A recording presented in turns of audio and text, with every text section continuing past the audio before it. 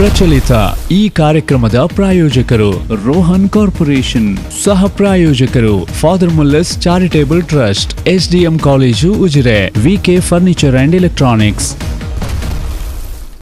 ನಮಸ್ಕಾರ, ವಿಶೇಷ ಕಾರ್ಯಕ್ರಮಕ್ಕೆ ಸ್ವಾಗತ. ನಾನು ತಾರನಾಥ್ ಗಟ್ಟಿ ಕಾಪಿಕಾಡ್. ಇವತ್ತು ನಾವು ಮಾತಾಡ್ತಾ ಇದ್ದೇವೆ ಪೆಟ್ರೋಲ್ ದಗದಗ, ದೇಶದ ರೈತರು ಬೀದಿಯಲ್ಲಿ, ಪ್ರಧಾನಿಯದ್ದು ಕಣ್ಣೀರು. ಪೆಟ್ರೋಲ್ ದಗದಗ, ರೈತರು ಬೀದಿಯಲ್ಲಿ, ಪ್ರಧಾನಿಯದ್ದು ಕಣ್ಣೀರು. ಪ್ರಧಾನಿ ನಿನ್ನೆ ಕಣ್ಣೀರನ್ನು ನೀವು ನೋಡಿರ್ತೀರಿ. ರಾಜ್ಯಸಭೆಯಲ್ಲಿ ಮಾತಾಡುವ ಹೊತ್ತಿಗೆ ಪ್ರಧಾನಿ ಪಾಪ ಎಷ್ಟು ಬೇಸರಗೊಂಡಿದ್ರು. ಯಾಕೆ ಬೇಸರಗೊಂಡಿದ್ರು? ಅದು ದೇಶದ ಜನರ ಆ ಪ್ರತಿನಿತ್ಯದ ಏನು ಕಷ್ಟ, ಏನು ಪೆಟ್ರೋಲ್ ಡೀಸೆಲ್ ಇವತ್ತು ಗಗನಕ್ಕೆ ಹೋಗ್ತಾ ಇದೆ. ಇನ್ನೊಂದು ಕಡೆ ನಮ್ಮ ರೈತರು ಬೀದಿಯಲ್ಲಿ ಸುಮಾರು 75 ದಿವಸಗಳಿಂದ ದಿಲ್ಲಿಯ ಗಡಿಗಳಲ್ಲಿ ಬೀದಿಯಲ್ಲಿ ಪ್ರತಿಭಟನೆ ಮಾಡ್ತಾ ಇದ್ದಾರೆ. ಇದಕ್ಕಾಗಿ ಬೇಸರಗೊಂಡು ಪ್ರಧಾನಿಯವರು ಕಣ್ಣೀರು ಹಾಕಿದ್ರು. ಅಲ್ಲ, ಪ್ರಧಾನಿಯವರು ಕಣ್ಣೀರು ಹಾಕಿದ್ದು ಅವರು ದಿನನಿತ್ಯ ಹೇಳ್ತಾ ಇದ್ರು ಇಷ್ಟು ವರ್ಷಗಳ ಕಾಲ ಕಾಂಗ್ರೆಸ್ ಮುಕ್ತ, ಕಾಂಗ್ರೆಸ್ ಮುಕ್ತ, ಕಾಂಗ್ರೆಸ್ ಮುಕ್ತ ಭಾರತ ಅಂತ.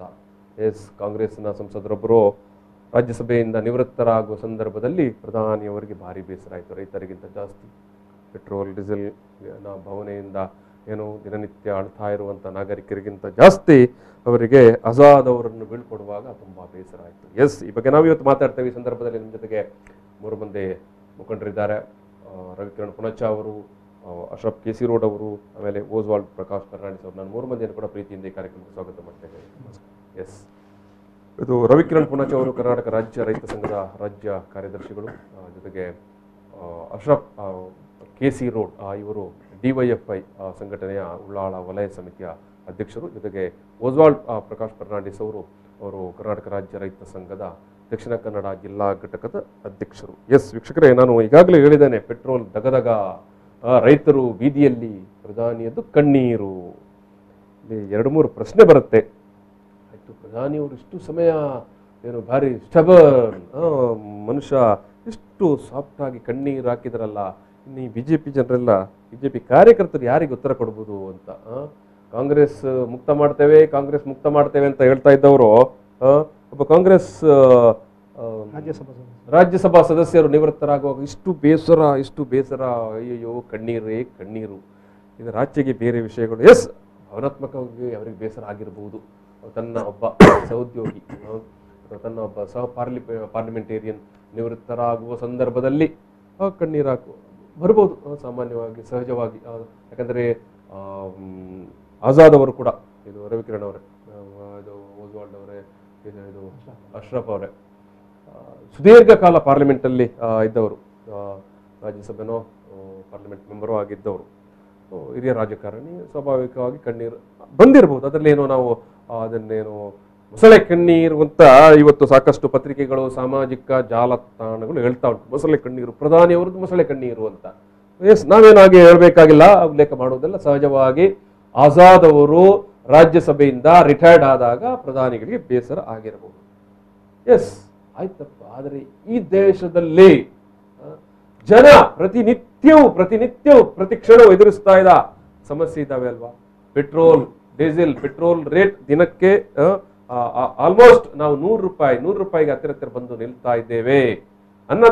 ದೇಶದ ಅನ್ನದಾತರು ಬೀದಿಯಲ್ಲಿದ್ದಾರೆ. ವಸ್ತುಶಃ 75 ದಿನಗಳಿಂದ ಲಕ್ಷಾಂತರ ರೈತರು ಬೀದಿಯಲ್ಲಿದ್ದಾರೆ. ಇದು ರವಿಕಿರಣ್ ಅವರೇ, ಇದು ಏನ್ ಹೇಳ್ತೇನೆ? ಪೆಟ್ರೋಲ್ನಿಂದ ಆರಂಭಿಸಿ, ಪೆಟ್ರೋಲ್ ಡೀಸೆಲ್ ರೇಟ್ ಏನ್ ಹೇಳ್ತೀರಿ? ಈಗ ಪೆಟ್ರೋಲ್ ಡೀಸೆಲ್ ರೇಟ್ ಜಾಸ್ತಿ ಆಗಿದೆ. ಅಡುಗೆ ಅನಿಲ, ಗ್ಯಾಸ್ ಇದ್ದು ದರ ಬಹಳ ಜಾಸ್ತಿ ಆಯಿತು. ಜನರಿಗೆ ಜೀವನ ಮಾಡ್ಲಿಕ್ಕೆ ಕಷ್ಟ ಇದೆ ಅಂತ ಹೇಳಿ ಪ್ರತಿಭಟನೆ ಮಾಡಿದವರು 2013 ಮೊದಲು UPA 2 ಸರ್ಕಾರ ಇರುವಾಗ ಬಹಳವಾಗಿ ಅವರು ಚಳುವಳಿಯನ್ನು ಮಾಡಿದ್ರು. ಜನರ ಪರವಾಗಿ ಬಹಳ 65 ರೂಪಾಯಿ ಇರುವಾಗ 70 ರೂಪಾಯಿ ಆಯ್ತು ಆ ಟೈಮಲ್ಲಿ ಕೂಡ. ಆಗ ಒಂದು ಬ್ಯಾರಲ್ ಕ್ರೂಡ್ ಆಯಿಲ್ಗೆ ಅಂತಾರಾಷ್ಟ್ರೀಯ ಮಾರುಕಟ್ಟೆ ಸುಮಾರು $110. ಈಗ 45ರಿಂದ 50 ಆಜುಬಾಜಲ್ಲಿದೆ ಡಾಲರ್ ಪ್ರಕಾರ. ಆಗ 65-70 ರೂಪಾಯಿ ಕೊಟ್ಟಿದ್ದಾರೆ. $110 ಇರುವಾಗ. ಈಗ 50 ಒಳಗಿರುವಾಗ ಇವರು ಈಗ 90 ರೂಪಾಯಿ 3 ಪೈಸೆ ಪೆಟ್ರೋಲಿಗೆ. 90 ರೂಪಾಯಿ 3 ಪೈಸೆ. ಡೀಸೆಲ್ಗೆ 86 ರೂಪಾಯಿ ಸಮಥಿಂಗ್. ಬಹುಶಃ ಈ ದೇಶದ ಆದ್ರೂ ನಾವೇನೋ ಅದನ್ನು ನಡ್ಕೊಂಡೇ ಹೋಗಿ ಓಟ್ ಹಾಕ್ತೇವೆ, ನಡ್ಕೊಂಡೇ ಹೋಗಿ ಓಟ್ ಹಾಕ್ತೇವೆ. ಪೆಟ್ರೋಲ್ಗೆ 200 ಆದ್ರೂ 300 ಆದ್ರೂ 500 ಆದ್ರೂ ಓಟ್ ಹಾಕ್ತೇವೆ ಅಂತ ಬಹಳ ಅವರು ನಂಬ್ಕೊಂಡಿರ್ತಕ್ಕಂಥ ಜನ ಸೋಷಿಯಲ್ ಮೀಡಿಯಾದಲ್ಲಿ ಕೆಲವೊಬ್ರು ಹೇಳ್ತಾ ಸಂಖ್ಯೆ ಜಾಸ್ತಿ ಇತ್ತು. ಹೌದು, ಇವತ್ತು ಹೇಳೋದಿಲ್ಲ. ಇಲ್ಲ, ಇವತ್ತು ಹೇಳ್ತಾರೆ. ಹೌದಾ? ಒಂದಷ್ಟು ಜನ ಪಾಪ ಅವರು ಇನ್ನೂ ಆ ಒಂದು ಭ್ರಾಂತಿಯಿಂದ ಹೊರಗೆ ಬರಲಿಲ್ಲ ಅಂತ ಕಾಣ್ತದೆ. ಬಹುಶಃ ಇವತ್ತು ಈ ಪೆಟ್ರೋಲ್ ಮತ್ತು ಡೀಸೆಲ್ಗೆ ದರ ಜಾಸ್ತಿ ಆದರೆ ದಿನನಿತ್ಯದ ಎಲ್ಲ ಅಗತ್ಯ ವಸ್ತುಗಳ ಬೆಲೆ ಜಾಸ್ತಿ, ದಿನನಿತ್ಯದ ಎಲ್ಲಾ ಅಗತ್ಯ ವಸ್ತುಗಳಿಗೆ ಬೆಲೆ ಜಾಸ್ತಿ ಆಗ್ತಾ ಇದೆ ಅಂತ ನೀವು ಹೇಳ್ತಾ ಇದ್ದೀರಿ. ಹೌದು. ಆದ್ರೆ ಬಿಜೆಪಿ ಕಾರ್ಯಕರ್ತರು ದಿನನಿತ್ಯ ಫೇಸ್ಬುಕ್ ಅಲ್ಲಿ ಸಾಮಾಜಿಕ ಜಾಲತಾಣದಲ್ಲಿ ಆಗ್ತಾ ಇದ್ದಾರೆ. ಪೆಟ್ರೋಲ್ ರೇಟ್ ಜಾಸ್ತಿ ಆದ್ರೆ ಏನಾಯ್ತು, ಅದು ಶ್ರೀಮಂತರಿಗೆ ಸಮಸ್ಯೆ ಅಲ್ವಾ? ಶ್ರೀಮಂತರಲ್ವಾ ಗಾಡಿಯಲ್ಲಿ ಹೋಗೋದು, ಶ್ರೀಮಂತರಲ್ಲ ಕಾರಲ್ಲಿ ಹೋಗೋದು, ಆಗ್ಲಿ ಅವ್ರು ಕೊಡ್ತಾರೆ ಅಂತ ಹೇಳ್ತಾರೆ. 2013 ಕೂಡ ನಾನು ನೋಡಿದ್ದೇನೆ ಫೇಸ್ಬುಕ್ ಅಲ್ಲಿ ಅದೇ ಹಾಕಿಕೊಂಡಿದ್ದಾರೆ ತುಂಬಾ ಮಂದಿ. ಅವರು ಭ್ರಾಂತಿಯಿಂದ ಹೊರಗೆ ಬರಲಿಲ್ಲ ಅಂತ ಹೇಳಿಕ್ಕೆ ಬಯಸ್ತಾರೆ. ದಿನನಿತ್ಯದ ಏನು ನೀವು ಹೇಳ್ತೀರಿ, ದಿನನಿತ್ಯದ ವಸ್ತು ಸಾಮಗ್ರಿಗಳು ಜೀವನಾವಶ್ಯಕ ಸೊತ್ತುಗಳ ಬೆಲೆ ಏರಿಕೆ ಆಗ್ತದೆ ಅಂತ ನೀವು ಹೇಳ್ತೀರಿ. ಎಸ್, ಹೇಗೆ ಯಾವ ರೀತಿಯ ಏರಿಕೆ ಆಗುತ್ತೆ? ಈಗ ಡೀಸೆಲ್ಗೆ ಜಾಸ್ತಿ ಆದ ಟ್ರಾನ್ಸ್ಪೋರ್ಟೇಷನ್ ಜಾಸ್ತಿ ಆಗ್ತದೆ. ಟ್ರಾನ್ಸ್ಪೋರ್ಟೇಷನ್ ಜಾಸ್ತಿ ಆದ ತಕ್ಷಣ ಎಲ್ಲದಕ್ಕೂ ಜಾಸ್ತಿ ಆಗುತ್ತೆ. ಸಾಮಾನ್ಯ ಜ್ಞಾನ ಅದು ಇಲ್ಲದೆ ಇರ್ತಕ್ಕಂಥವ್ರು 500 ಆಗ್ಲಿ 200 ಆಗ್ಲಿ ದೇಶಕ್ಕೆ ಅಂತ ಹೇಳಿದ್ರೆ ಅವ್ರಿಗೆ ಇನ್ನೇನು ಹೇಳಲಿಕ್ಕೆ ಸಾಧ್ಯ? ದೇವರೇ ಬುದ್ಧಿ ಕೊಡ್ಬೇಕು ಅವರಿಗೆ. ಅವರು ಈ ದೇಶದಲ್ಲಿ ಇದ್ದಾರಾ, ವಿದ್ಯಾವಂತರ ಅವಿದ್ಯಾವಂತರ? ನನಗೆ ಕಾಡ್ತಿ ಇದು ಸಾಮಾಜಿಕ ಜಾಲತಾಣಗಳಲ್ಲಿ ವಿದ್ಯಾವಂತರು ಇದನ್ನು ಹಾಕ್ತಾ ಇದ್ದಾರೆ. ಬಹುಶಃ ಅವರ ಜ್ಞಾನ ಹೊರಟೋಗಿದ್ಯಾ? ಅವ್ರು ಕಲ್ತದ್ದು ಯಾಕೆ? ಎಜುಕೇಶನ್ ಯಾಕೆ ಇದ್ದದ್ದು ಅವರಿಗೆ? ಈ ರೀತಿ ಮಾತಾಡೋದು ಕಲ್ತದ್ದೆಲ್ಲ ಮರ್ತೋಗಿದೆ ಅಂತ ಹೇಳುವಂಥದ್ದು ಸಂಶಯ ಬರ್ತಾ ಇದೆ. UPA ಸರ್ಕಾರ ಇರುವಾಗ ಏನು ಕಸ್ಟಮ್ಸ್ ಇದು ಎಕ್ಸೈಸ್ ಟ್ಯಾಕ್ಸು 3 ರೂಪಾಯಿ ಸಮಥಿಂಗ್ ಇತ್ತು ಡೀಸೆಲ್ಗೆ, 3 ರೂಪಾಯಿ ಸಮಥಿಂಗು ಪೆಟ್ರೋಲಿಗಿತ್ತು ಪರ್ ಲೀಟ್ರು. ಇವತ್ತು ಅದು 32 ರೂಪಾಯಿ 98 ಪೈಸೆ ಪೆಟ್ರೋಲಿಗೆ, ಡೀಸೆಲ್ಗೆ 28 ರೂಪಾಯಿ ಸಮಥಿಂಗ್ ಆಗಿದೆ. ಅಂದರೆ ಒಂದು ವರ್ಷಕ್ಕೆ ಈ ರಾಜ್ಯದಿಂದ ಕೇಂದ್ರ ಸರ್ಕಾರ ಈಗ ಏನು ಕಳೆದ 6-7 ವರ್ಷಗಳಿಂದ ವರ್ಷಕ್ಕೆ ಕನಿಷ್ಠ ಅಂದರೂ 36,000 ಕೋಟಿ ರೂಪಾಯಿ ಇಲ್ಲಿಂದ ನಮ್ಮ ಟ್ಯಾಕ್ಸಿನ ಹಣವನ್ನು ಹೊಡಿತಾ ಇದೆ. 10 ಪಟ್ಟು ಜಾಸ್ತಿ ಮಾಡಿದ್ದಾರೆ ಟ್ಯಾಕ್ಸ್ ಅಂತ ಕೇಳಿದರೆ ಇವರು ಜನಪರ ಇದ್ದಾರೋ ಅಲ್ಲ ಜನರ ಕಿಸೆಗೆ ಕೈ ಹಾಕುವಂಥವ್ರು ಇವರು? ಈಗ ನಾವು ಇವರು ಬಂದ ನಂತರ ಇವರು ಕೊಟ್ಟಿರ್ತಕ್ಕಂಥ ಎಲ್ಲ ಯೋಜನೆಗಳು ಕೂಡ ಜನಸಾಮಾನ್ಯರ ಕಿಸೆಗೆ ಕೈ ಹಾಕಿದ್ದು ಬಿಟ್ಟರೆ ಖಜಾನೆಯಿಂದ 1 ರೂಪಾಯಿ ಜನಸಾಮಾನ್ಯ ಕಿಸೆಗೆ ಹೋಗಲಿಲ್ಲ. ಖಜಾನೆಯಿಂದ ನೇರವಾಗಿ ಹೋಗ್ತಿರುವಂಥದ್ದು ಇವತ್ತು ಪೆಟ್ರೋಲಿಯಂ ಕಂಪನಿಗಳಿಗೆ ಹೋಗ್ತಾ ಇದೆ, ಕಾರ್ಪೊರೇಟ್ ಸಂಸ್ಥೆಗಳಿಗೆ ಹೋಗ್ತಾ ಇದೆ.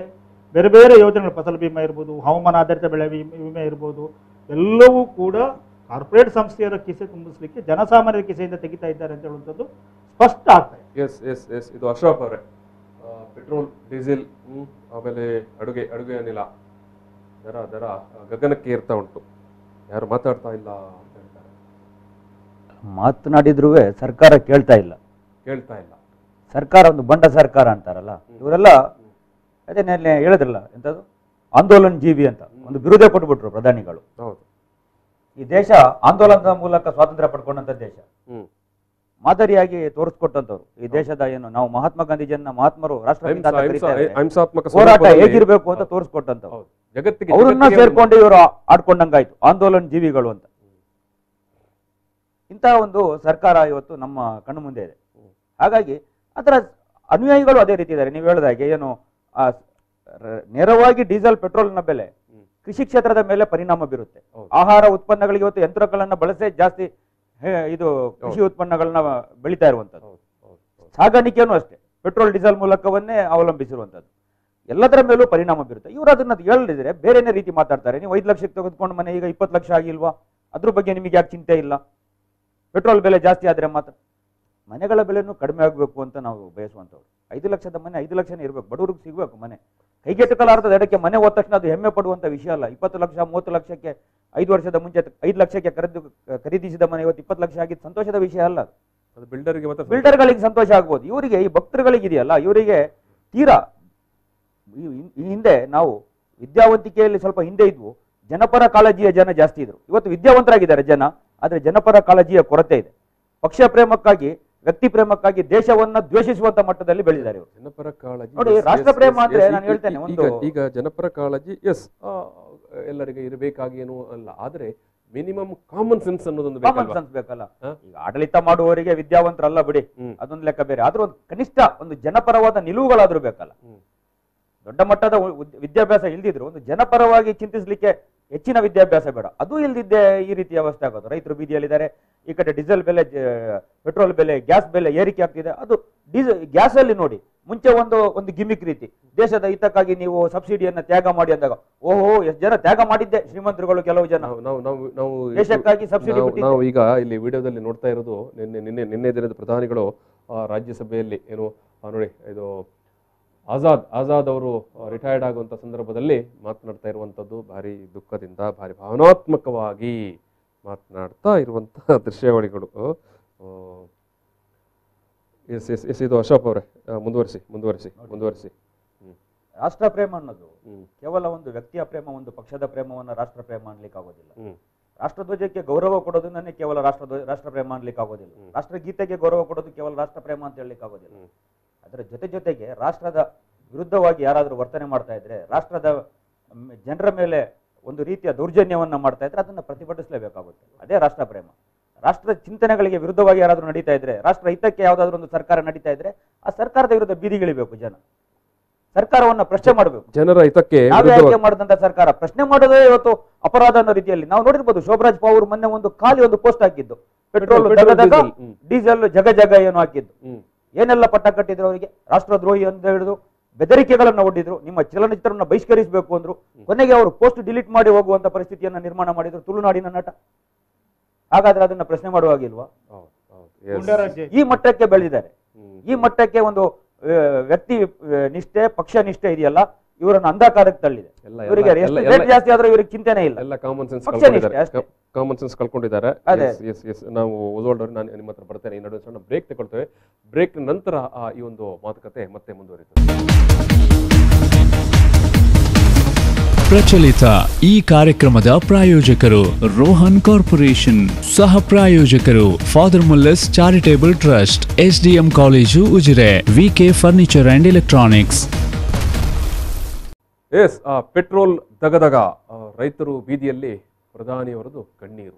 ಎಸ್, ಪ್ರಧಾನಿಯವರು ಪೆಟ್ರೋಲ್ ಬೆಲೆ ಏರಿಕೆ ಆಯಿತು, ಕಂಟ್ರೋಲಿಗೆ ಸಿಗ್ತಾ ಇಲ್ಲ. ಇನ್ನು ರೈತರು ಪಾಪ ದಿಲ್ಲಿಯಲ್ಲಿ ಲಕ್ಷಾಂತರ ರೈತರು ಚಳವಳಿಯ ಅಂಗವಾಗಿ ಇವತ್ತು ಬೀದಿಯಲ್ಲಿದ್ದಾರೆ. ಅದಕ್ಕೇನಾದರೂ ಕಣ್ಣೀರು ಹಾಕಿದ್ದಾರಾ ಅಂತ ನೋಡಿದ್ರೆ ಅದ್ಯಾವುದೂ ಅಲ್ಲ. ನಿನ್ನೆ ಪಾರ್ಲಿಮೆಂಟ್ನಲ್ಲಿ, ರಾಜ್ಯಸಭೆಯಲ್ಲಿ ಗುಲಾಂ ನಬಿ ಆಜಾದ್, ಕಾಂಗ್ರೆಸ್ನ ಹಿರಿಯ ಮುಖಂಡರು ರಿಟೈರ್ಡ್ ಆಗೋ ಸಂದರ್ಭದಲ್ಲಿ ಭಾರಿ ಭಾವನಾತ್ಮಕವಾಗಿ ಮಾತನಾಡಿ ಕಣ್ಣೀರು ಹಾಕುವಂಥ ದೃಶ್ಯಗಳನ್ನು ನಾವು ನಿನ್ನೆ ನೋಡಿದ್ದೇವೆ. ಒಂದು ಕಾಲ ಇತ್ತು, ತುಂಬ ಹಳೆಯದೇನಲ್ಲ, ಮೊನ್ನೆ ಪಾರ್ಲಿಮೆಂಟ್ ಚುನಾವಣೆ ತನಕ ಕೂಡ BJP ಸಾಮಾನ್ಯ ಕಾರ್ಯಕರ್ತರಿಂದ ಮೋದಿಯವರ ತನಕ ಹೇಳಿಕೊಂಡು ಬಂದದ್ದು, ಎಸ್ ಈ ದೇಶವನ್ನು ನಾವು ಕಾಂಗ್ರೆಸ್ ಮುಕ್ತ ಮಾಡ್ತೇವೆ, ಕಾಂಗ್ರೆಸ್ ಮುಕ್ತ ಭಾರತ್ ಅಂತ ಹೇಳಿ. ನಿನ್ನೆ ಒಬ್ಬರು parliament member, Congress parliament retire ಆಗುವಾಗ ಏನು ದುಃಖ, ಏನು ಬೇಸರ. ಈಗ ಇಷ್ಟೆಲ್ಲ ಮಾಡುವಾಗ ಇದು ರವಿಕಿರಣ್ ಅವರೇ, ನಾನು ಮತ್ತೆ ಆಗದ ಚರ್ಚೆ ಮುಂದುವರಿತೇನೆ. ಈಗ ಇವರು ಇಷ್ಟು ಏನೋ ಕಾಂಗ್ರೆಸ್ ಮುಕ್ತ ಅಂತ ಹೇಳಿಕೊಂಡು ಪಾಪ ಇವರ ಮಾತನ್ನು ಕೇಳಿ ಸಾಮಾನ್ಯ BJP ಕಾರ್ಯಕರ್ತ ಕೂಡ ಹಳ್ಳಿಯಲ್ಲಿ ಕೂಡ ಕಾಂಗ್ರೆಸ್ ಮುಕ್ತ ಅಂತ ಹೇಳಿದ್ದು ಇನ್ನು ನೋಡಿದಾಗ ಇವರಿಷ್ಟು ಭಾರಿ ದೋಸ್ತಿಗಳು. ಇವತ್ತು ಬಹಳ ಸ್ಪಷ್ಟವಾಗಿ BJP ಕಾರ್ಯಕರ್ತರಿಗೂ ಈ ದೇಶದ ಜನರಿಗೂ ಅರ್ಥ ಆಗಿರ್ಬೋದು ಅಂತ ಭಾವಿಸ್ತೇನೆ. ಬಹಳ ದೊಡ್ಡ ನಾಟಕಗಾರ ನಮ್ಮ ದೇಶದ ಪ್ರಧಾನಿ. ಯಾಕಂದ್ರೆ ಈ ದೇಶದ ಜನರ ನೋವುಗಳಿಗೆ ಸ್ಪಂದನೆ ಮಾಡ್ಲಿಕ್ಕಾಗೋ 56 ಇಂಚಿನ ಎದೆ, ಬಿಗುಮಾನ ಬಿಡ್ತಾ ಇಲ್ಲ. ಇವತ್ತು 76ನೇ ದಿನಕ್ಕೆ ರೈತ ಚಳವಳಿ ದಿಲ್ಲಿ ಮತ್ತು ದೇಶಾದ್ಯಂತ ನಡೀತಾ ಇದೆ. ಅವ್ರ ಬಗ್ಗೆ ಬಿಗುಮಾನ 56 ಇಂಚಿನ ಎದೆ, ಬಿಗುಮಾನ ಬಿಡ್ತಾ ಇಲ್ಲ. ಅದರೊಬ್ಬ ಕಾಂಗ್ರೆಸ್ನ ರಾಜ್ಯಸಭಾ ಸದಸ್ಯ, ಅವನ ಅವಧಿ ಮುಗೀತು ಅಂತ ಅವನನ್ನ ಬೀಳ್ಕೊಡುಗೆ ಮಾಡುವಾಗ ಈ ದುಃಖ, ದುಮ್ಮಾನ, ಕಣ್ಣೀರು ಎಲ್ಲ ಬರ್ತದೆ ಅಂತಾದ್ರೆ, ಆ 56 ಇಂಚಿನ ಎದೆಯಲ್ಲಿ ಇದು ಏನು ಅದಾನಿ ಅಂಬಾನಿ ಜೊತೆಗೆ ಕಾಂಗ್ರೆಸ್ ಕೂಡ ಇದೆಯೋ? ಆಜಾದ್ ಇರ್ಬೋದು, ಗುಲಾಬ್ ನಬಿ ಆಜಾದ್ ತುಂಬಿದ್ರು, ಗೊತ್ತಾಗ್ತಾ ಇಲ್ಲ. ಇದು ಗೊತ್ತಾಯ್ತು. ಆಯ್ತು, ಈಗ BJP ಕಾರ್ಯಕರ್ತರು ಇದಕ್ಕೆಲ್ಲ ಹೇಗೆ ಇದು ಮಾಡೋದು, ಉತ್ತರ ಕೊಡೋದು? ಇವರೆಲ್ಲ ಮೊನ್ನೆ ತನಕ ಕೇಳ್ಕೊಂಡು ಬರ್ತಾ ಇದ್ರಲ್ಲ ಕಾಂಗ್ರೆಸ್ ಮುಕ್ತ ಅಂತ. ಅದು ಗುಲಾಬ್ ನಬಿ ಆಜಾದ್ ಅಂದ್ರೆ ಒಬ್ಬ ಮುಸಲ್ಮಾನ. ಅಯ್ಯೋ, ಹಿಂದೂ ರಾಷ್ಟ್ರ ಕಟ್ಟತಕ್ಕಂತ ಕನಸಿದ್ದವರು, ಹಿಂದೂ ರಾಷ್ಟ್ರದ ಘೋಷಣೆಯೊಂದಿಗೆ ಹಿಂದೂ ರಾಷ್ಟ್ರ ಮಾಡ್ತೇವೆ ಅಂತ ಹೇಳಿದವರು, ಕಾಂಗ್ರೆಸ್ ಮುಕ್ತ ಮಾಡ್ತೇವೆ ಅಂತ ಹೇಳಿದವರು, ಇವತ್ತು ಕಾಂಗ್ರೆಸ್ಸಿನ ಒಬ್ಬ ಮುಸ್ಲಿಮು ಗುಲಾಮ್ ನಬಿ ಆಜಾದ್ ರಾಜ್ಯಸಭಾ ಸದಸ್ಯರು ರಾಜೀನಾಮೆ ಕೊಟ್ಟಾಗ ಆಳ್ತಾರೆ, ರಿಟೈರ್ಡ್ ಆಗುವಾಗ ಆಳ್ತಾರೆ ಅಂತ ಆದ್ರೆ ಬಹುಶಃ ಇವರು 56 ಇಂಚ್ ಎದೆ ನಮಗೆ ತೋರಿಸ್ಕೊಟ್ಟಿದ್ದಾರೆ, ಹೇಳಿದ್ದಾರೆ ಬಿಟ್ರೆ ಬಹುಶಃ ಅದರಲ್ಲಿ ಏನು ತಾಕತ್ತೇ ಇಲ್ಲ ಅಂತ ಕಾಣ್ತದೆ. ಎಸ್, ಇದು ಓಸ್ವಾಲ್ಡ್ ಅವರೇ. ಈಗ ಮೊದಲ ಪ್ರಶ್ನೆಗೆ ಬರ್ತೇನೆ. ಪೆಟ್ರೋಲ್ ನೀವೊಬ್ಬ ಕೃಷಿಕರು, ಪೆಟ್ರೋಲ್ ಡೀಸೆಲ್ ರೇಟ್ ಕಂಟ್ರೋಲ್ಗೆ ಸಿಗ್ತಾ ಇಲ್ಲ, ಇವರ ಮಾತ್ರ ಕಣ್ಣೀರಾಗ್ತಾರೆ, ಪಾಪ ಆಜಾದ್ ಅವರು ರಿಟೈರ್ಡ್ ಆಗ್ತಾ ಇದ್ದಾರಲ್ವಾ ಅಂತ ನೋಡಿ. ಮೊನ್ನೆ ರೈತರು ಬೀದಿಯಲ್ಲಿದ್ದಾರೆ. ಹೌದು, ಮೊನ್ನೆ ರಾಜ್ಯಸಭೆಯಲ್ಲಿ ಯಾರು ಸುಬ್ರಹ್ಮಣ್ಯ ಸ್ವಾಮಿ ಅವರು ಹೇಳಿದ್ದಾರೆ, ರಾವಣ ರಾಜ್ಯ ಶ್ರೀಲಂಕಾದಲ್ಲಿ ಎಷ್ಟಿದೆ, ರಾಮ ರಾಜ್ಯ ಭಾರತದಲ್ಲಿ ಎಷ್ಟಿದೆ ಅಂತ. ಅದಕ್ಕಿಂತ ದೊಡ್ಡ ಉದಾಹರಣೆ ನಾವು ಕೊಡ್ಬೇಕಂತ ಇಲ್ಲ.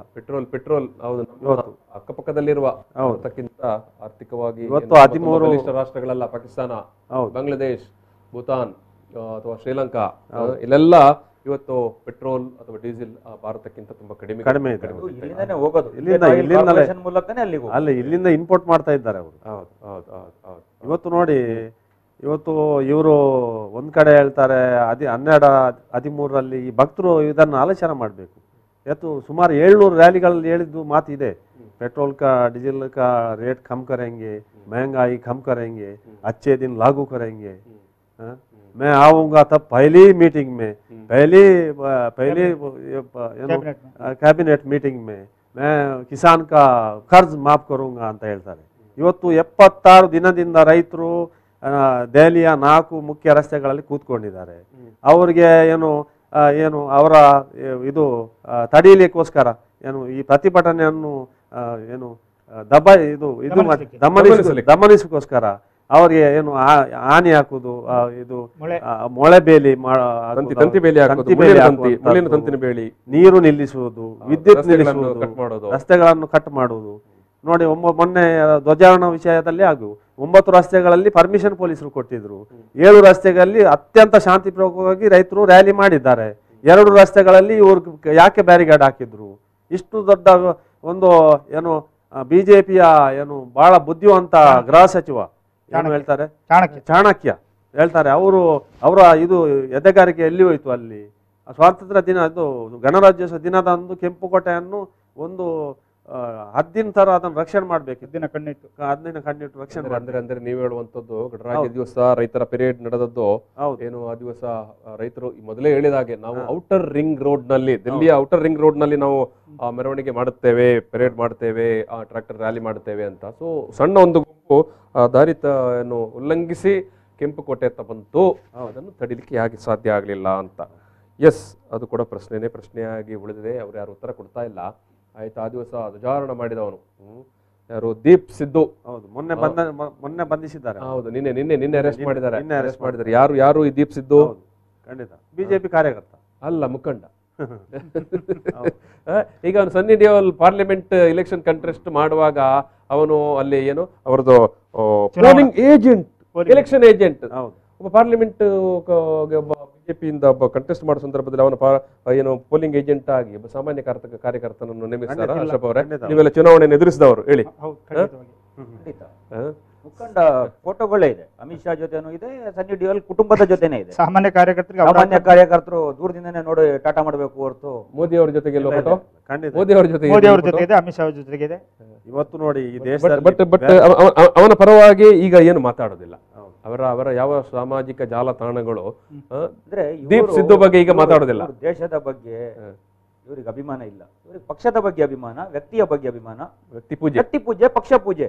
ದೇಶ ಅನ್ನೋದು ಇದೆಯಲ್ಲ, ಇವರೊಂದು ಇದು ಮಾತ್ರ, ಇವರು ನಾಟಕಕ್ಕೋಸ್ಕರ ಮಾತ್ರ ಇವರ ದೇಶ ಪ್ರೇಮವನ್ನು ಇವರು ಪ್ರದರ್ಶನಕ್ಕೆ ಇಡ್ತಾರೆ ಹೊರತು ನೈಜ ದೇಶ ಪ್ರೇಮ ಇವರಲ್ಲಿ ಇಲ್ಲ. ಇದ್ದಿದ್ರೆ ಸರ್ಕಾರ ಇವರು ಯಾರೇ ಬರಲಿ, ಜನಪರವಾಗಿರುವಂತ ಸರ್ಕಾರ ಬರಲೇಬೇಕು. ನಾಳೆ ನಮ್ದೇ ಸರ್ಕಾರ ಜನ ವಿರೋಧಿ ಆದ್ರೆ ನಾವೇ ಬೀದಿಗಿಳಿಬೇಕಾಗ್ತದೆ. ಎಷ್ಟೋ ಈ ಹಿಂದೆ ಆಗಿದೆ, ಅದೇ ಪಕ್ಷದವರೇ ಬೀದಿಗಿಳಿದು ಅದೇ ಸರ್ಕಾರದ ವಿರುದ್ಧ ಕಾರ್ಯಕರ್ತರು ಪ್ರತಿಭಟಿಸಿದಂತ ಉದಾಹರಣೆಗಳು ಈ ದೇಶದಲ್ಲಿದೆ. ಇಲ್ಲಿ ಮತ್ತೆ ಈಗ ಹೇಳಿದ್ರಲ್ಲ ನೀವು, ಕಾರ್ಯಕರ್ತರು ಮಾತಾಡಿದ್ರೆ ಒಂದು ಪಕ್ಷದಲ್ಲಿ ಅವನಿಗೆ ಸೀಟೇ ಇಲ್ಲ, ಮುಖ್ಯಮಂತ್ರಿ ಮಾತಾಡಿದ್ರೆ ನಾಳೆ ದಿನ ಅವನಿಗೆ ಮುಖ್ಯಮಂತ್ರಿ ಚೇರೇ ಇಲ್ಲ. ಅಲ್ಲಿ ಸರ್ವಾಧಿಕಾರಿ ಧೋರಣೆ ಇದೆ. ಅದೇ ಆಗ್ತಿರೋದು, ಡಿಕ್ಟೇಟರ್ಶಿಪ್ ನಡೀತಾ ಇರುವಂತದ್ದು, 2-3 ಜನರ ಸರ್ಕಾರ ಇಲ್ಲಿ ನಡೀತಾ ಇರುವಂತದ್ದು. ಅದರ ಹಿಡಿತ ಕಾರ್ಪೊರೇಟ್ ಜಗತ್ತಿನ ಕೈಯಲ್ಲಿದೆ. ಅವ್ರು ಯಾವುದನ್ನ ಇಟ್ಕೊಂಡು ಇವ್ರನ್ನ ಬ್ಲಾಕ್ ಮೇಲ್ ಮಾಡ್ತಾ ಇದಾರೋ ದೇವರಿಗೆ ಗೊತ್ತು. 76 ದಿನಗಳಿಂದ ಇವರು ಬಗದೇ ಇದ್ದದಕ್ಕೆ ಅದಾನಿ ಅಂಬಾನಿಯ ಅನುಮತಿ ಸಿಕ್ಕಿದ್ರೆ ನಾಳೆ ವಾಪಸ್ ತೆಗಿತಾರೆ ಇವ್ರು ಕಾನೂನ್ನ. ಆದ್ರೆ ಅವ್ರು ಕೊಡ್ತಾ ಇಲ್ಲ, ಇವರಲ್ಲ, ಇವರ ಸರ್ಕಾರದ ಬುಡ ಅಲ್ಲಾಡ್ಲಿಕ್ಕೆ ಶುರುವಾಗಿದೆ. ಆದ್ರೆ ಇವರದ್ದು ಯಾವುದೋ ವೀಕ್ನೆಸ್ ಅವ್ರ ಕೈಯಲ್ಲಿರ್ಬೋದು ಅಂತ ನಮ್ಮ ನಂಬಿಕೆ. ಅಲ್ಲ, ಈ ಸರ್ಕಾರಕ್ಕೇನೋ ನೈತಿಕತೆ ಇದ್ರೆ ಗಣರಾಜ್ಯೋತ್ಸವ ದಿವಸ ಆ ಐತಿಹಾಸಿಕ ಕೆಂಪು ಕೋಟೆಯಲ್ಲಿ ಈ ರೀತಿ ನಡೆದಿದ್ರೆ ಅದಕ್ಕೆ ನೇರ ಹೊಣೆಗಾರರು ಗೃಹ ಸಚಿವರು. ರಾಜೀನಾಮೆ ಕಿತ್ತಾಕ್ಬೇಕು, ಕ್ಯಾಬಿನೆಟ್ ಇಂದ ಕಿತ್ತಾಕ್ತಕ್ಕಂಥದ್ದು ಈ ಸರ್ಕಾರದ ನೈತಿಕತೆ, ಅವರ ವೈಫಲ್ಯ ಅದು. ಮೊದಲೇ ರೈತ ಸಂಘಟನೆಯ ಪ್ರಮುಖರು ಹೇಳಿದ್ದಾರೆ, ಒಂದೆರಡು ಸಂಘಟನೆಗಳು ನಮ್ಮ ಮಾತು ಕೇಳ್ತಾ ಇಲ್ಲ ಅಂತ.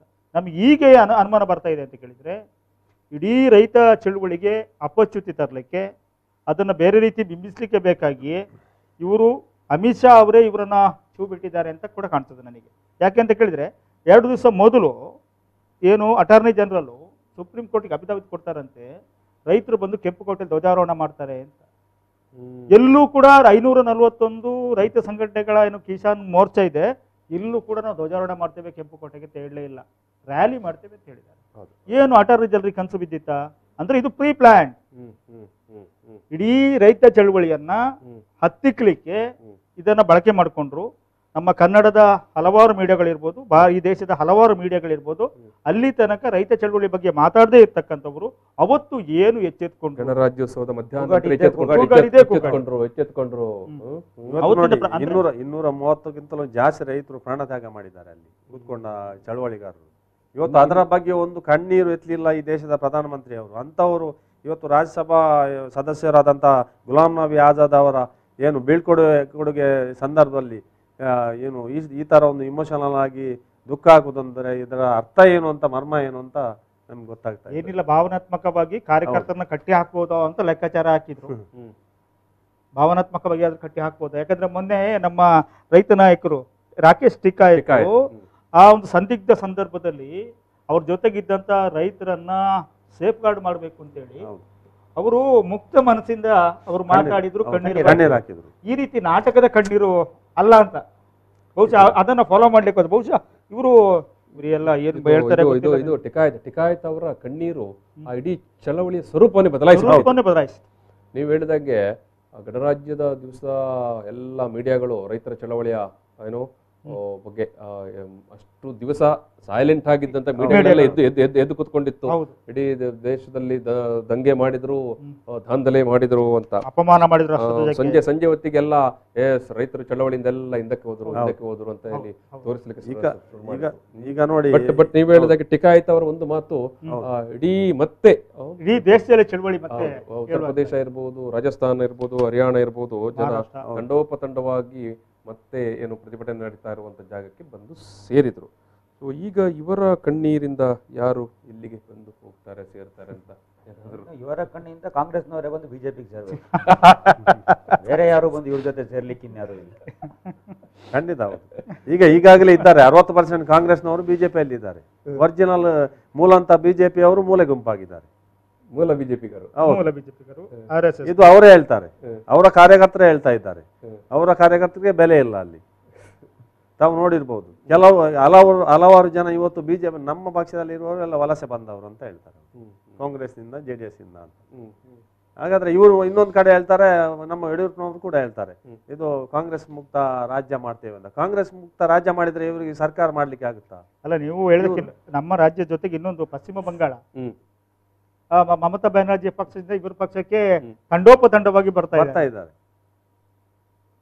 ಏನು ಎ ಟೀಮ್ ಬಿ ಟೀಮ್ ಎಲ್ಲ ಬರ್ತಾ ಇದೆ. ನಮ್ಮಲ್ಲಿರುವಂತ JDS ಕೂಡ ಈಗ ಬಿಜೆಪಿ ಬಿ ಟೀಮ್ ಆಗ್ಬಿಟ್ಟಿದೆ. ಹಣಬಲದಿಂದ ಎಲ್ಲರನ್ನೂ ಕರೆಸಿದ್ದಾರೆ. ಮಾಧ್ಯಮಗಳು ಇವತ್ತು ಬಹುತೇಕ ಮಾಧ್ಯಮಗಳು ಇದೇನು ಕಾರ್ಪೊರೇಟ್ ಸಂಸ್ಥೆಗಳ ಅಧೀನದಲ್ಲೇ ಇರುವಂತ ಪೆಟ್ರೋಲ್ ಬಗ್ಗೆ ಮಾತಾಡೋದಿಲ್ಲ, ಮಾತಾಡಬಹುದು. ನೋಡಿ, ಯಾವ ವಿಷಯವನ್ನ ಎತ್ತಬೇಕು. ನಿನ್ನೆ ಚಿನ್ನಮ್ಮ ಜೈಲಿನಿಂದ ಬಿಡುಗಡೆ ಆಗಿ ಹೋಗುವಂತದ್ದು ಇವರಿಗೆ ಎಷ್ಟು ದೊಡ್ಡ ನ್ಯೂಸ್ ಕನ್ನಡ ಮಾಧ್ಯಮಗಳಿಗೆ, ರಾಜ್ಯ ಮಟ್ಟದ ಮಾಧ್ಯಮಗಳಿಗೆ. ಏನ್ ಲೈವ್ ತೋರಿಸಿದ್ದೆ. ನಮ್ಮ ರಾಜ್ಯಕ್ಕೆ 10 ಕೋಟಿ ರೂಪಾಯಿ ಅವ್ರು ಕೊಡ್ಬೇಕಾಗಿತ್ತು. ಅವ್ರು ಜೈಲಲ್ಲಿ ಇಸ್ಕೊಂಡಿದ್ದಕ್ಕೆ ಅವತ್ತು ಕೋರ್ಟ್ ತೀರ್ಪು ಕೊಟ್ಟಿತ್ತು. 100 ಕೋಟಿ ರೂಪಾಯಿ ಆಸ್ತಿ ಜಪ್ತಿ ಅವರು ಸರ್ಕಾರಕ್ಕೆ ಕಟ್ಟಬೇಕು ಅಂತ ಹೇಳಿದ್ರು. ಕರ್ನಾಟಕಕ್ಕೆ ರಾಜ್ಯ ಸರ್ಕಾರಕ್ಕೆ 10 ಕೋಟಿ ರೂಪಾಯಿ ಕೊಡಬೇಕು ಅಂತ ಹೇಳಿದ್ರು. ರಾಜ್ಯಸಭೆಯಲ್ಲಿ ಏನೋ ADMK ಅವರು ಸಪೋರ್ಟ್ ಮಾಡ್ತಾರೆ ಅಂತ ಹೇಳಿ ಈ NDA ಬಿಜೆಪಿ ನರೇಂದ್ರ ಮೋದಿ ಅವರು ಅವರನ್ನ ಏನು ಜಯಲಲಿತಾ ಅವ್ರನ್ನ ಕೇಸೇ ಇಲ್ದಾಗೆ ಮಾಡಿಬಿಟ್ರಲ್ಲ, ರಿಲೀಫ್ ಮಾಡಿಬಿಟ್ರಲ್ಲ. ಎಲ್ಲದಕ್ಕೂ ಮಾಧ್ಯಮಗಳು ಅದೇ ಏನು ಅಶ್ರಫ್ ಅವರು ಹೇಳಿದಾಗೆ ಜನಪರ ನಿಲುವು ಅಥವಾ ಜನರ ಬೇಡಿಕೆ ಧ್ವನಿಯಾಗಿ ಮಾತನಾಡೋದು ಇವತ್ತು ತುಂಬ ಮರೀಚಿಕೆ ಆಗಿಬಿಟ್ಟಿದೆ. ನಾವು ಸಣ್ಣ ಬ್ರೇಕ್ ತಗೊಳ್ತೇವೆ. ಬ್ರೇಕ್ ನಂತರ ಈ ವಿಚಾರದ ಬಗ್ಗೆ ಇನ್ನಷ್ಟು ಮಾತಾಡಲಿಕ್ಕಿದ್ದೇವೆ. ಪ್ರಚಲಿತ ಈ ಕಾರ್ಯಕ್ರಮದ ಪ್ರಾಯೋಜಕರು ರೋಹನ್ ಕಾರ್ಪೊರೇಷನ್, ಸಹ ಪ್ರಾಯೋಜಕರು father Muller's charitable trust, SDM college Ujire, VK furniture and electronics. Yes, petrol ದಗದಗ ರೈತರು ಬೀದಿಯಲ್ಲಿ ಪ್ರಧಾನಿಯವರದು ಕಣ್ಣೀರು. ಎಸ್, ಪ್ರಧಾನಿಯವರು ಯಾಕೆ ಕಣ್ಣೀರು ಹಾಕಿದ್ರು? ಬಹುಶಃ ಪೆಟ್ರೋಲ್ ರೇಟ್ ಅಯ್ಯೋ ನಿಯಂತ್ರಣಕ್ಕೆ ಸಿಗ್ತಾ ಇಲ್ಲ ಅನ್ನುವ ಬೇಸರದಿಂದವೋ, ಅಲ್ಲ ರೈತರು ಇಷ್ಟು ದಿವಸ ಪಾಪ ದಿಲ್ಲಿಯ ಬೀದಿಯಲ್ಲಿ ಮಲಗಿದ್ದಾರೆ ಅನ್ನೋದು ಬೇಸರದಿಂದವೋ ಅಂತ ನೋಡಿದ್ರೆ ಅದ್ಯಾವುದಲ್ಲ. ಕಾಂಗ್ರೆಸ್ನ ಹಿರಿಯ ರಾಜ್ಯಸಭಾ ಮೆಂಬರ್ ಗುಲಾಂ ನಬಿ ಆಜಾದ್ ಅವರು ನಿನ್ನೆ ದಿವಸ ನಿವೃತ್ತಿಯಾಗುವಂಥ ಸಂದರ್ಭದಲ್ಲಿ ಪಾಪ ಭಾರಿ ಬೇಸರದಿಂದ, ದುಃಖದಿಂದ, ಭಾವನಾತ್ಮಕವಾಗಿ ಕಣ್ಣೀರು ಹಾಕಿ ಮಾತನಾಡ್ತಾರೆ ಪ್ರಧಾನಿಯವರು. ಎಸ್, BJP ಕಾರ್ಯಕರ್ತರು ಎಷ್ಟು ದಿವಸ ಹೇಳ್ಕೊಂಡು ಬಂದಿದ್ದರು, ಪ್ರಧಾನಿಯವರು ಕೂಡ ಹೇಳ್ಕೊಂಡು ಬಂದಿದ್ದರು, ನಾವು ಕಾಂಗ್ರೆಸ್ ಮುಕ್ತ ಭಾರತ ಮಾಡ್ತೇವೆ, ಕಾಂಗ್ರೆಸ್ ಮುಕ್ತ ಭಾರತ ಮಾಡ್ತೇವೆ ಅಂತ. ಅಯ್ಯೋ, ಒಬ್ಬ ಪಾರ್ಲಿಮೆಂಟ್ ಮೆಂಬರು ಹೋದ್ರೆ ಇವರು ಇಷ್ಟು ಅಳ್ತಾ ಇದ್ದಾರೆ. ಇದು ರವಿಕಿರಣ್ ಅವರೇ, ಮತ್ತೆ ಅದೇ ಪ್ರಶ್ನೆಯನ್ನು ಕೇಳುವಂಥದ್ದು, ಏನು ಹೇಳ್ತೀರಿ?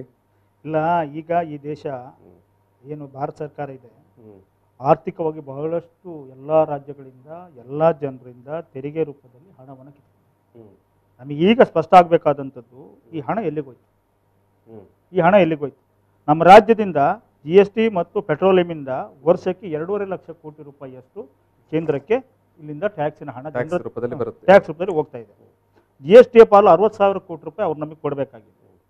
ಅದನ್ನು ಕೇಳಲಿಕ್ಕೆ ಇಲ್ಲಿರ್ತಕ್ಕಂಥ 25 ಜನ ಆಡಳಿತಾರೂಢ ಪಕ್ಷದ MP ಗಳಿಗೆ ಸಾಧ್ಯ ಆಗ್ತಾ ಇಲ್ಲ.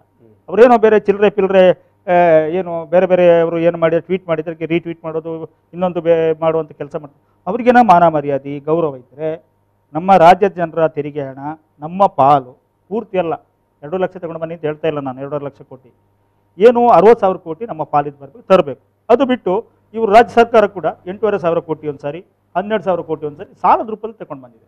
ಅಂದರೆ ಈ ಒಟ್ಟಾರೆಯಾಗಿ ಈ ದೇಶದ ಫೆಡರಲ್ ಸಿಸ್ಟಮನ್ನು ಕೇಂದ್ರೀಕೃತ ಮಾಡಿಕೊಂಡು ಈಗಾಗಲೇ ನಮ್ಮ ಅಷ್ಟಪ್ಪ ಅವರು ಹೇಳಿದರು, ಒಬ್ಬರೋ ಇಬ್ಬರು ಈ ದೇಶವನ್ನು ಆಡಳಿತ ಮಾಡ್ತಾ ಇದ್ದಾರೆ ಅಂತ. ಬಹುಶಃ ಒಬ್ಬರೋ ಇಬ್ಬರು ನೀವಾಗಲೇ ಅದನ್ನು ಕೂಡ ಪ್ರಸ್ತಾಪ ಮಾಡಿದ್ರಿ. ನನಗೆ ಸಂಶಯ ಇವತ್ತು ಇದೆ, ಪ್ರಾರಂಭಿಕ ಹಂತದಲ್ಲಿ ಹೇಳ್ತಾ ಇದ್ದೇನೆ, ಈ 2013ರಲ್ಲಿ ಇಷ್ಟು ಜನಪರವಾಗಿ ಭಾಷಣ ಮಾಡಿದಂಥ, ಜನರನ್ನು ಸೆಳೆದಂಥ, ಜನರ ಭಾವನೆಗಳಿಗೆ ಪೂರಕವಾಗಿದ್ದಂಥ ಪ್ರಧಾನಿಯವರು ಇವತ್ತು ಸಂಪೂರ್ಣವಾಗಿ ಈ ದೇಶದ ಆಸ್ತಿಯನ್ನು ಖಾಸಗೀಕರಣದ ಹೆಸರಲ್ಲಿ ಈ ರೀತಿ ಜನರ ಜೇಬಿಗೆ ಟ್ಯಾಕ್ಸ್ ಮುಖಾಂತರ ತೆಗಿತಕ್ಕಂಥ ಕೆಲಸ ಮಾಡ್ತಾ ಇದ್ರು ಕೂಡ ಯಾಕೆ ಮಾಡ್ತಾ ಇದ್ದಾರೆ ಅಂತ ಹೇಳೋದು ಸಂಶಯ. ನನಗೆ ಇವ್ರು ಹೇಳಿದಾಗೆ ಬ್ಲ್ಯಾಕ್ ಮೈಲೋ ಏನು ಭಯ ಇದೆಯೋ, ಬಹುಶಃ RSS ಮತ್ತು BJP ಅವರು ದಯಮಾಡಿ ಆ ಪ್ರಧಾನಮಂತ್ರಿಗಳನ್ನು ಒಂದ್ಸಾರಿ ಕೂರಿಸಿ ನೀವು ಮಾತಾಡಬೇಕು. ನಿಮಗೇನು ಬ್ಲ್ಯಾಕ್ ಮೇಲ್ ಮಾಡ್ತಾ ಇದ್ದಾರಾ, ಇಲ್ಲ ನಿಮ್ಮ ಸ್ವಾಯಿಚ್ಛೆಯಿಂದ ಮಾಡ್ತಾ ಇದ್ದೀರಾ? ಈಗ ಅದರ RSS ಹಿರಿಯ ಮುಖಂಡರೊಬ್ಬರು ಹೇಳಿದರು, ನಿಮಗೆ ಅಧಿಕಾರದ ಮತ ಏರಿದೆ ಅಂತ. ಅದು ಹೇಳೋದಲ್ಲ, ಕೂತು ಮಾತಾಡಬೇಕು. ರೈತರ ವಿಚಾರದಲ್ಲಿ ಕೂಡ ಹೇಳಿದ್ರು, ರೈತರ ಜೊತೆಗೆ ಸೌಹಾರ್ದಯುತವಾಗಿ ಮಾತುಕತೆ ಮಾಡಿ ಅಂತ. ಎಲ್ಲೂ ಕೂಡ ರೈತರ ಪ್ರತಿಭಟನೆ ಬಗ್ಗೆ RSS ಏನು ಅಪಸ್ವರದ ಮಾತುಗಳನ್ನು ಹೇಳಿಲ್ಲ ಇದುವರೆಗೆ ಕೂಡ. ಇಲ್ಲ, ಹೇಳಿಲ್ಲ. ಎಸ್, ಇದು ಅಶ್ರಫ್ ಅವರೇ, ಅದೇ ಇದು ಗುಲಾಂ ನಬಿ ಆಜಾದ್ ಅವರ ರಿಟೈರ್ಮೆಂಟ್ ಸಂದರ್ಭದಲ್ಲಿ ಎಷ್ಟು ಭಾವನಾತ್ಮಕ ಆಗ್ತಾರೆ. ಪೆಟ್ರೋಲ್ ಬಗ್ಗೆ, ರೈತರ ಬಗ್ಗೆ ಯಾಕೆ ಭಾವನಾತ್ಮಕವಾಗುವುದಿಲ್ಲ? ಗೊಂಗಳ್ಳಿ ಅವರು ಅಂತ ಕಾಣುತ್ತೆ, ಒಂದು ಕಾರ್ಟೂನ್ ಮಾಡಿದ್ದಾರೆ ಇವತ್ತು. ಸಂಸತ್ತಿನ ಒಳಗಿಂದ ಒಂದು ಮೊಸಳೆ ಎದ್ದು ಕಣ್ಣೀರಾಗ್ತಾ ಇರುವಂಥದ್ದು. ಮೊಸಳೆ ಕಣ್ಣೀರೇ, ಅದರಲ್ಲಿ ಯಾವುದೇ ಸಂಶಯ ಇಲ್ಲ. ಸಂಪೂರ್ಣವಾಗಿ ಇದರಲ್ಲಿ ಇದು ನಾಟಕ ಅಂತ ಗೊತ್ತಾಗುತ್ತೆ. ಈ ಮುಂಚೆ ಟ್ರೋಲ್ ಮಾಡಿದವರು ಹೇಳಿದ್ರು, ಆಸ್ಕರ್ ಪ್ರಶಸ್ತಿಗೆ ನಾಮಿನೇಟ್ ಆಗಬೇಕಾಗಿದ್ದಂತ ನಟ ನಮ್ಮ ಪ್ರಧಾನಿಗಳು ಅಂತ. ಆ ಮಟ್ಟದ ನಟನೆ ಇವರಲ್ಲಿದೆ. ಮಾತುಗಾರಿಕೆಯಲ್ಲೂ ಇದ್ದಾರೆ, ನಟನಾ ಕೌಶಲ್ಯವೂ ಭಾರಿ ಚೆನ್ನಾಗಿದೆ. ಈ ಅಳು ಇದೆಯಲ್ಲ, ರೈತರ ಪರವಾಗಿ ಬಂದಿದ್ರೆ, ಇಲ್ಲ ಪುಲ್ವಾಮಾದಲ್ಲಿ ಏನು ಸೈನಿಕರು ಹುತಾತ್ಮರಾದ್ರು ಆ ಸಮಯದಲ್ಲಿ ಇವರು ಶೂಟಿಂಗ್ ನಲ್ಲಿ ಬಿಸಿ ಇದ್ರು ಡಿಸ್ಕವರಿ ಚಾನಲ್ಗೋಸ್ಕರ. ಇವರ ಅಳು ಯಾವಾಗ ಬರಬೇಕಾಗಿತ್ತು ಅವರು? ಮತ್ತೊಂದು ನಮ್ಮ ಕನ್ನಡದಲ್ಲಿ ಒಂದು ಗಾದೆನೇ ಇದೆ, ಅಳುವ ಗಂಡಸನ್ನು ನಗುವ ಹೆಂಗಸನ್ನು ನಂಬಬೇಡ ಅಂತ.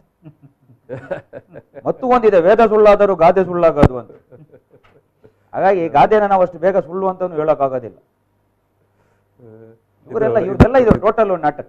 ಇವರು ಸೆಲೆಬ್ರಿಟಿಗಳನ್ನ ಇಟ್ಕೊಂಡು ದೇಶವನ್ನು ಆಳ್ತಾ ಇದ್ದಾರೆ. ಇದೇ ಸೆಲೆಬ್ರಿಟಿ ನೀವು ಇವ್ರನ್ನ ಟ್ವೀಟ್ಗಳನ್ನ ಒಂದು ಸ್ವಲ್ಪ ವರ್ಷ ಹಿಂದಕ್ಕೆ ಹೋಗಿ ನೋಡಿ. ಅನುಪಮ್ ಖೇರ್ ಒಂದು ಟ್ವೀಟ್ ಮಾಡಿದ್ರು, ನನ್ನ ನೌಕರ ಬರಬೇಕಾದ್ರೆ ಲೇಟಾಗಿ ಬಂದ, ನಾನು ಕೇಳಿದೆ ಯಾಕೆ ಅಂತ. ನಾನು ಸೈಕಲ್ನಲ್ಲಿ ಬಂದೆ, ನನ್ನ ಮೋಟಾರ್ ವೆಹಿಕಲ್ನ ನಾನು ಶೋಕೇಸಲ್ಲಿ ಇಟ್ಟು ಬಂದೆ, ಪೆಟ್ರೋಲ್ ಬೆಲೆ ಅಷ್ಟು ಜಾಸ್ತಿ ಆಯಿತು.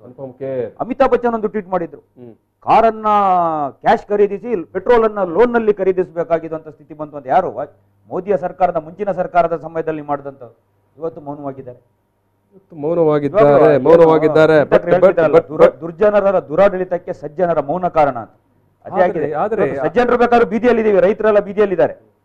ಆದ್ರೆ ಆದ್ರೆ ಸರ್ಕಾರ ನೀವು ಕೇಳ್ತಾ ಇಲ್ಲ. ನೀವು ಹೇಳ್ತಾ ಇರುವಂತ ಇದೇ ಸಾಲಿನ ಜನರು ಮೊನ್ನೆ ಎಲ್ಲ ಟ್ವೀಟ್ ಮಾಡಿದ್ದಾರೆ. ಈಗ ಅಮೆರಿಕದ ಪಾಪ್ ಗಾಯಕಿ ರೇಹನ್ನಾ ಮೊನ್ನೆ ಟ್ವೀಟ್ ಮಾಡಿದ್ರು. ರಿಯಾನಾ ಏನು ರೈತರ ಪ್ರತಿಭಟನೆ ಸಂದರ್ಭದಲ್ಲಿ ಜನವರಿ ಕೊನೆಗೆ 29, 30, 31ನೇ ದಿವಸ ಅಲ್ಲಿ ಇಂಟರ್ನೆಟ್ ಎಲ್ಲ ಸಂಪರ್ಕ ಕಡಿತ ಮಾಡಿದ್ರು. CNN ವರದಿ ಮಾಡಿತ್ತು. ಆ ವರದಿಯ ಟ್ಯಾಗ್ ಮಾಡಿ ಅವ್ರು ಬರೆದಿದ್ರು, ಯಾಕೆ ಇವರ ರೈತರ ಪರವಾಗಿ ನಾವು ಯಾಕೆ ಮಾತನಾಡುವುದಿಲ್ಲ ಅಂತ. ಆಕೆಗೆ 10 ಕೋಟಿ ಫಾಲೋವರ್ಸ್ ಇದ್ದಾರೆ. ಇಡೀ ಜಗತ್ತು ಅದಕ್ಕೆ ರಿಯಾಕ್ಟ್ ಮಾಡಿತ್ತು. ಅನೇಕ ಸರ್ಕಾರಗಳು ಅದಕ್ಕೆ ರಿಯಾಕ್ಟ್ ಮಾಡಿತ್ತು. ಅಮೆರಿಕದ ಏನು ಪಾರ್ಲಿಮೆಂಟ್ ಮೆಂಬರ್ ರಿಯಾಕ್ಟ್ ಮಾಡಿದ್ರು. ಗ್ರೆಟಾ ಥನ್ಬರ್ಗ್ ಅಂತ ಇವರು ಪರಿಸರವಾದಿನೂ ಮಾಡಿದ್ರು. ಅವರು ಕೂಡ ಜಗತ್ತಿನ ಬಹುತೇಕ ಜನಪರ ಚಳವಳಿಗಾರರು, ಲೇಖಕರುಗಳು ಇರ್ಬೋದು, ನಟಗರು, ಸೆಲೆಬ್ರಿಟಿಗಳೆಲ್ಲ ಇದು ಮಾಡಿದ್ರು. ಮರು ದಿವಸ ನೀವು ಹೇಳಿದಂತ ಜನರಿದಾರಲ್ಲ ಅವರೆಲ್ಲ ಟ್ವೀಟ್ ಮಾಡ್ಲಿಲ್ವಾ? ಏನ್ ಮಾಡಿದ್ದಾರೆ ಅವರು? ಎಲ್ಲ ಸರ್ಕಾರದ ಬೆಂಬಲಕ್ಕೆ ನಿಂತರು. Same cut and paste. ಆ ಸರ್ಕಾರದ ಬೆಂಬಲಕ್ಕೆ ನಿಲ್ಲೋ ಜೊತೆಗೆ ಅಲ್ಲೂ ದೇಶದ ಹಿತಾಸಕ್ತಿಯ ಪ್ರಶ್ನೆಗಳನ್ನ ಇಟ್ಕೊಂಡೇ ಟ್ವೀಟ್ ಮಾಡಿದ್ದವರು. ಅಲ್ಲ ಅವರು ಎಲ್ಲೂ ದೇಶವನ್ನ ದ್ವೇಷಿಸಿ ಟ್ವೀಟ್ ಮಾಡ್ಲಿಲ್ಲ, ದೇಶವನ್ನ ಸರ್ಕಾರವನ್ನು ಮಾಡಲಿಲ್ಲ. ಅವರು ಮೋದಿಯ ಸರ್ಕಾರವನ್ನು ದೂರಿ ಟ್ವೀಟ್ ಮಾಡಿದ್ದವರು. ಇವರು ಅದನ್ನ ದೇಶಕ್ಕೆ ತಂದು ಲಿಂಕ್ ಮಾಡ್ಬಿಟ್ರು. ದೇಶ ಪ್ರೇಮದ ಒಂದು ಮಿಕ್ಸ್ ಮಾಡ್ಬಿಟ್ರು, ಅದಕ್ಕೆ ಒಂದು ಲೇಬಲ್ ಅನ್ನ ಮಿಕ್ಸ್ ಮಾಡ್ಬಿಟ್ರು. ಭಾವನೆಗಳ ಮೂಲಕ ಜನರನ್ನೇ ಕೇಳಿಸುವಂತದ್ದು ಅಲ್ಲ. ಅದರಲ್ಲಿ ವಿಷಯಗಳೇನಿಲ್ಲ, ಒಂದೇ ರೀತಿ ಇತ್ತಂತೆ ಎಲ್ಲರ ಟ್ವೀಟ್ಗಳು ಎಲ್ಲ. ಅದು ಮಹಾರಾಷ್ಟ್ರ ತನಿಖೆಗೆ ಆದೇಶ ಮಾಡಿದೆ.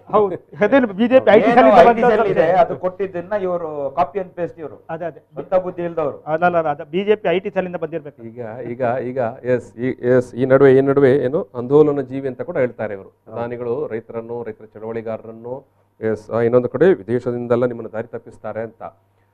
ನೀವು ರೀಟ್ವೀಟ್ ಎಲ್ಲ ಭಾರಿ ಜಾಗರೂಕತೆ ಮಾಡಿ ಅಂತ. ಇದು ಅಶ್ರಫ್ ಅವರೇ, ಬೇರೆ ಬೇರೆ ಭಾಗಗಳಲ್ಲಿ ಜನಪರ ಅಥವಾ ಜನರಿಗೆ ಸರ್ಕಾರದಿಂದ, ಆಡಳಿತದಿಂದ ಅಥವಾ ಅಲ್ಲಿ ಸರ್ವಾಧಿಕಾರಿಗಳಿಗೆ ತೊಂದರೆ ಆದಾಗ ಪ್ರತಿಭಟನೆ ಮಾಡಿದ್ದು, ಚಳವಳಿ ಮಾಡಿದ್ದು ಇದ್ದಾವೆ, ನಡೀತಾ ಉಂಟು ಇವತ್ತಿಗೂ ಕೂಡ ಜಗತ್ತಿನಲ್ಲಿ. ಅವಾಗ ಬೇರೆ ಬೇರೆ ದೇಶದ ಜನ ಪ್ರತಿಕ್ರಿಯೆ ಕೊಟ್ಟಿಲ್ವಾ?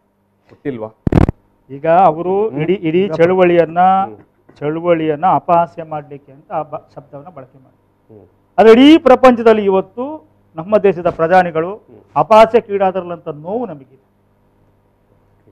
ಇಷ್ಟು ದೊಡ್ಡ ಪ್ರಜಾಪ್ರಭುತ್ವ ದೇಶದ ಒಬ್ಬ ಪ್ರಧಾನಿಯವರು ಇಡೀ ಅಂತಾರಾಷ್ಟ್ರೀಯ ಮಟ್ಟದಲ್ಲಿ ಅಪಮಾನಕ್ಕೆ, ಆ ಒಂದು ಭಾಷೆ ಬಳಕೆ ಮಾಡಿ ಅಪಮಾನಕ್ಕೀಡಾಗ್ತಾ ಇರುವಂತ ನೋವು ಇದೆ. ಬಹುಶಃ ಅದಕ್ಕೆ ನಾವು ಬಹಳ ದುಃಖ ಪಡ್ತೇವೆ. ನಮ್ಮ ದೇಶದ ಆಂತರಿಕ ವಿಷಯಗಳಲ್ಲಿ ವಿದೇಶಿಯರ ಹಸ್ತಕ್ಷೇಪ ಸಲ್ಲದು ಅಂತ ಹೇಳಿದಂತ ಈ ಪಕ್ಷದ ಪ್ರಧಾನಿ, ಈ ದೇಶದ ಪ್ರಧಾನಿ ಎನ್ನೆ ಮಾಡಿದ್ದೇನು? ಅಫ್ಘಾನಿಸ್ತಾನದ ವಿಷಯದಲ್ಲಿ ಹಸ್ತಕ್ಷೇಪ ಮಾಡಿಯೇ ಮಾತಾಡಿದ್ರು. ಅಲ್ಲಿ ಹತ್ಯೆಗಳಾಗ್ತಾ ಇದೆ, ಅಲ್ಲಿ ಪತ್ರಕರ್ತರ ಮೇಲೆ ದಾಳಿ ಆಗ್ತಾ ಇದೆ. ಅದ್ಯಾರೋ ಅಲ್ಲಿ ಅಮೆರಿಕದಲ್ಲಿ ಯಾರೋ ಬರ್ಬೇಕಂತ ಹೇಳಿದ್ರು ಎಲೆಕ್ಷನ್ ಅಲ್ಲಿ. ಅದೇ ಟ್ರಂಪ್ ಸರ್ಕಾರ ಅಂತ ಘೋಷಣೆ ಆಗ್ಲಿಲ್ವಾ? ಯಾವ ಮಟ್ಟಕ್ಕೆ ಬಂತು? ಒಂದು ಸರ್ಕಾರವನ್ನೇ ಇವತ್ತು ಹೊಸ ಸರ್ಕಾರ ನಮ್ಮ ಬಗ್ಗೆ ಯಾವ ರೀತಿಯ ಧೋರಣೆಯನ್ನು ಹೊಂದಬಹುದು ಅನ್ನೋ ಒಂದು ಗೊಂದಲ ಹೊಸ ಸರ್ಕಾರ ಬಂದಾಗಲೇ ನಮ್ಮಲ್ಲಿ ಒಂದು ಆತಂಕದ ಪರಿಸ್ಥಿತಿ ನಿರ್ಮಾಣ ಆಯಿತು. ಅದು ಎಷ್ಟು ಡ್ಯಾಮೇಜ್ ಮಾಡಿದ್ಯೋ ದೇವರಿಗೆ ಗೊತ್ತು. ವಿದೇಶಾಂಗ ವ್ಯವಹಾರದಲ್ಲಿ ಅಲಿಪ್ತ ನೀತಿಯನ್ನ ಪಾಲಿಸ್ಕೊಂಡು ಬಂದಂತ ದೇಶ, ನೆಹರು ಅವರು ಹಾಕಿಕೊಟ್ಟಂತ ಅಲಿಪ್ತ ನೀತಿಯನ್ನ ಈ ದೇಶ ಪಾಲಿಸ್ಕೊಂಡು ಬರ್ತಾ ಇತ್ತು. ವಿದೇಶಿ ವ್ಯವಹಾರದಲ್ಲಿ ಅಲಿಪ್ತ ನೀತಿಯನ್ನು ಅನುಸರಿಸ್ತಾ ಇತ್ತು. ನೇರವಾಗಿ ಒಂದು ಸರ್ಕಾರದ ಪರ ನಿಲ್ಲುವಂತದ್ದು, ಮತ್ತೆ ಹೇಳುವಂತದ್ದು ನಮ್ಮ ಸರ್ಕಾರದಲ್ಲಿ ಯಾವ ವಿದೇಶಿಯರ ಹಸ್ತಕ್ಷೇಪ ಬೇಡ ಅಂತ ಚುನಾವಣಾ ಪ್ರಚಾರಕ್ಕೆ ಇವರಿಗೆ ನಿಜವಾಗಿ ಹೇಳೋದಾದ್ರೆ ದೇಶ ಗೊತ್ತಿಲ್ಲ ಬಗ್ಗೆ ತಕರಾರು ಮಾಡಿದ್ರಲ್ಲ, ಚಳವಳಿಗೆ ಬೆಂಬಲ ತೋರಿಸಿದ್ರ. ಚಳವಳಿಗೆ ಜಗತ್ತಿದೆಯಲ್ಲ ಅಂಗೈಯಲ್ಲಿದೆ, ಒಂದು ಮೊಬೈಲ್ ಫೋನ್ ನಲ್ಲಿ ಇಡೀ ಜಗತ್ತನ್ನ ಬ್ಯಾಲೆನ್ಸ್ ಮಾಡ್ತಾರೆ ಜನ. ಅದು ಡಿಜಿಟಲ್ ತಂತ್ರಜ್ಞಾನವನ್ನು ನಾನು ತಂದಿದ್ದೀನಿ ದೇಶಕ್ಕೆ ಅನ್ನುವರಿಗೆ ಗೊತ್ತಿಲ್ಲ ಅಂತ ಕಾಣುತ್ತೆ. ರೇಯನ್ನ ಮಾಡಿದ್ದು ಅದನ್ನೇ. ಆಕೆ ಒಂದು ಟ್ವೀಟ್, ಯಾಕಂತ ಹೇಳಿದ್ರೆ ಅಷ್ಟು ಸಮಯ ಭಾರತದ, ನೀವು ಆಗ್ಲೇ ಹೇಳಿದ್ರಿ ಚಳವಳಿ ಬಗ್ಗೆ ಕೆಲವು ಮಾಧ್ಯಮಗಳು, NDTV ಅಂತ ಕೆಲವು ಮಾಧ್ಯಮಗಳು ತೋರಿಸ್ತಾ ಇತ್ತು. ಯಾವಾಗ ರೇಯನ್ನ ಟ್ವೀಟ್ ಮಾಡಿದ್ರು ಆ ನಂತರದ ಬೆಳವಣಿಗೆಯಲ್ಲಿ ಇಡೀ ಜಗತ್ತಿನ ಎಲ್ಲಾ ಮಾಧ್ಯಮಗಳು ಒಂದು ಬಾರಿ ಎದ್ದು ನಿಂತು ಭಾರತದ ರೈತರ ಚಳವಳಿಯ ಬಗ್ಗೆ ನೋಡುವಂತಾಯ್ತು. ಬಹುಶಃ ಅದರಿಂದಾಗಿ ಇವರಿಗೆ ಏನೋ ಇಷ್ಟು ತಲೆಬಿಸಿ ಅಥವಾ ಕಸಿಬಿಸಿ ಆಯ್ತು ಏನು. ಖಂಡಿತವಾಗಿ ನೋಡಿ, ಇದೆಲ್ಲ ಆಗ್ಬೇಕಾದ್ರೆ ಇಲ್ಲಿಯ ಮಾಧ್ಯಮಗಳೇ ಕಾರಣ. ಈ ದೇಶದ ಮಾಧ್ಯಮಗಳು ಗೋಧಿ ಮೀಡಿಯಾ ಆದ ಕಾರಣ ಏನು ಇಡೀ ಪ್ರಪಂಚದ, ಭಾರತ ಬಿಟ್ಟು ಬೇರೆ ಇಡೀ ಪ್ರಪಂಚದ ಮೀಡಿಯಾಗಳು ಇಲ್ಲಿ ನಡೆಯತಕ್ಕಂಥ ಎಲ್ಲ ಚಳವಳಿಗಳನ್ನು ಒಂದು ಏನು ಪಕ್ಷಾತೀತವಾಗಿ, ಜಾತ್ಯತೀತವಾಗಿ ಇಡೀ ದೇಶದ ಜನರಿಗೆ ಬಿತ್ತರಿಸಿದ್ದಾರೆ, ಪ್ರಪಂಚದ ಜನರಿಗೆ. ಇವತ್ತು ನೋಡಿ, ಅನಿವಾಸಿ ಭಾರತೀಯರಿದ್ದಾರೆ. ಇವತ್ತು ಎಷ್ಟೋ ಜನ ರೈತರ ಮಕ್ಕಳು ಇವತ್ತು ಲಂಡನ್ ಅಲ್ಲಿದ್ದಾರೆ, ಅಮೆರಿಕದಲ್ಲಿದ್ದಾರೆ, ಕೆನಡಾದಲ್ಲಿದ್ದಾರೆ, ಆಸ್ಟ್ರೇಲಿಯಾದಲ್ಲಿದ್ದಾರೆ, ಬೇರೆ ಬೇರೆ ದೇಶಗಳಲ್ಲಿದ್ದಾರೆ. ಅವರು ಕೂಡ ಅಲ್ಲಿ ನಿಂತು ಪ್ರತಿಭಟಿಸ್ತಾ ಇದ್ದಾರೆ, ಬೆಂಬಲ ಸೂಚಿಸ್ತಾ ಇದ್ದಾರೆ. ಅದರಲ್ಲಿ ಏನ್ ತಪ್ಪಿದೆ? ಇವತ್ತು ಅಮೆರಿಕದಲ್ಲಿರುವಂತಹ ಅನಿವಾಸಿ ಭಾರತೀಯರಿಗೋಸ್ಕರನೇ ಇವರು ಇಲ್ಲಿಯ ಪ್ರಧಾನಮಂತ್ರಿಯವರು ಮೋದಿ ಅವರು ಹೋಗಿ ಅಲ್ಲಿ ಅಬ್ಕಿ ಬಾರ್ ಟ್ರಂಪ್ ಸರ್ಕಾರ ಅಂತ ಹೇಳಿದಲ್ವಾ. ಅವರ ಮತವನ್ನ ಅಲ್ಲಿ ಹಾಕಿ ಅಲ್ಲಿ ಗ್ರೀನ್ ಕಾರ್ಡ್ ಅಲ್ಲಿ ಯಾರಿದ್ದಾರೆ ಅವ್ರ ಮತ ಹಾಕ್ಲಿಕ್ಕೋಸ್ಕರ ಅಲ್ವಾ ಅಲ್ಲಿ ಹೋದದ್ದು. ಅದು ಆಂತರಿಕ ವಿಚಾರ ಅಲ್ವಾ. ಲೋಕಪಾಲ್ ಟೈಮ್ ಅಲ್ಲಿ ಅಣ್ಣಾ ಹಜಾರೆಯ ಹೋರಾಟವು ವಿದೇಶದಲ್ಲೂ ನಡೆದಿತ್ತು, ಮತ್ತೆ ಬೆಂಬಲಿಸಿ ಅದನ್ನ ಲೋಕಪಾಲ್ ಜಾರಿಯಾಗಲಿ ಅಂತ ಅಣ್ಣಾ ಹಜಾರೆ ಅವರು ಹೋರಾಟವನ್ನು ಬೆಂಬಲಿಸಿ ಇಳಿದಿದ್ರು. ಈಗ ಈಗ ರೈತರ ಹೋರಾಟ ಏನು ಏನು ಮುಂದೆ ಮುಂದೆ ಮುಂದಕ್ಕೆ ಏನು ಅಂತ ನೋಡಿ, ಇದು ಕಡಾಖಂಡಿತವಾಗಿ ಮುಂದುವರಿಯುತ್ತೆ. ಈಗ ನಿನ್ನೆ ನಮ್ಮ ಏನು ಕಿಸಾನ್ ಏಕ್ತಾ ಮೋರ್ಚಾ ಕರೆ ಕೊಟ್ಟಿದ್ದಾರೆ. ಇದು ಇನ್ನು ಕೆಲವೇ ದಿನಗಳಲ್ಲಿ ದೆಹಲಿಗೆ ಹೋಗುವಂತ ಎಲ್ಲ ಹಾಲು, ಮೊಟ್ಟೆ ಮತ್ತೆ ಎಲ್ಲ ತರಕಾರಿ ಪದಾರ್ಥಗಳನ್ನು ನಾವು ಡೆಲ್ಲಿಗೆ ಹೋಗುವಂತದ್ದು ನಿಲ್ಲಿಸ್ತೇವೆ. ಇದರಿಂದ 2 ಕೋಟಿ ಜನರಿಗೆ ತೊಂದರೆ ಆಗುತ್ತೆ. ಒಂದು ವೇಳೆ ಪ್ರಧಾನಮಂತ್ರಿ ಅವರು ಈ ಕಾಯ್ದೆಗಳ ಬಗ್ಗೆ ಮೀಟಿಂಗ್ ಕರೆದು ಒಂದು ನಿರ್ಧಾರ ತಗೊಳ್ದೆ ಹೋದ್ರೆ, ವಾಪಸ್ ಪಡೆಯದೆ ಹೋದ್ರೆ, MSP ಅನ್ನು ಕಾನೂನಾತ್ಮಕವಾಗಿ ಜಾರಿ ಮಾಡದೆ ಹೋದ್ರೆ, C2+50 ವಾಲ ರಿಪೋರ್ಟ್ ಅನ್ನು ಸ್ವಾಮಿನಾಥನ್ ರಿಪೋರ್ಟ್ ಅನ್ನು ಜಾರಿ ಮಾಡದೆ ಹೋದ್ರೆ ಖಂಡಿತವಾಗಿ ದೆಹಲಿಯ ಇಡೀ ದೇಶದ ಈ ಏನು ರಾಜಧಾನಿಗೆ ಇರುವಂತಹ ಜನರಿಗೆ ತೊಂದರೆ ಆಗ್ತದೆ ಇದರಿಂದ ಅಂತ ರೈತ ಮುಖಂಡರು ಕಡಾಖಂಡಿತವಾಗಿ ಮೆಸೇಜ್ ಒಂದು ಕಳಿಸಿದ್ದಾರೆ. ಪ್ರತಿಭಟನೆ ಮತ್ತೊಂದು ರೀತಿ ಅಥವಾ ಮತ್ತೊಂದು ಹಂತದಲ್ಲಿ ಹೋಗುತ್ತೆ. ರವಿಕಿರಣ್ ಪುಣಚ ಅವರೇ, ನಮ್ಮ ರಾಜ್ಯದಲ್ಲೂ ಕೂಡ ಮಾರ್ಚ್ ಕೊನೆಯ ವಾರದಲ್ಲಿ ಬಹುಶಃ 50ರಿಂದ 1 ಲಕ್ಷ ಜನ ಸೇರಿ ದೊಡ್ಡ ಚಳುವಳಿ ಮಾಡ್ತಕ್ಕಂಥ ತೀರ್ಮಾನ ನಿನ್ನೆ ನಡೆದಂತ ಏನು ನಮ್ಮ ಸಂಯುಕ್ತ ಹೋರಾಟ ಕರ್ನಾಟಕ ಆ ಸಭೆಯಲ್ಲಿ ನಿರ್ಣಯ ಆಗಿದೆ. ಬಹುಶಃ ನಾವು ಇದನ್ನು ಬಿಡ್ತಾ ಇಲ್ಲ, ಚಳುವಳಿ ಖಂಡಿತವಾಗಿ ಮುಂದುವರಿತದೆ. ಈಗಾಗಲೇ ರಾಷ್ಟ್ರೀಯ ಏನು ಕಿಸಾನ್ ಸಂಯುಕ್ತ ಮೋರ್ಚಾ ಇದೆ, ಅವರೇನು ತೀರ್ಮಾನ ಮಾಡಿದ್ದಾರೆ ಅಂತ ಹೇಳಿದ್ರೆ ನಾವು ಇದನ್ನ ಅಕ್ಟೋಬರ್ ವರೆಗೆ ಕೂಡ ತಗೊಂಡು ಹೋಗ್ತೇವೆ. ಗಾಂಧಿ ಜಯಂತಿ ದಿನ ತನಕ ಕೂಡ 4 ಲಕ್ಷ ಟ್ರ್ಯಾಕ್ಟರ್ಗಳ ರ್ಯಾಲಿಯನ್ನ ಡೆಲ್ಲಿಯಲ್ಲಿ ಮಾಡ್ತೇವೆ ಅಂತ ಹೇಳ್ತಾರೆ. 40 ಲಕ್ಷ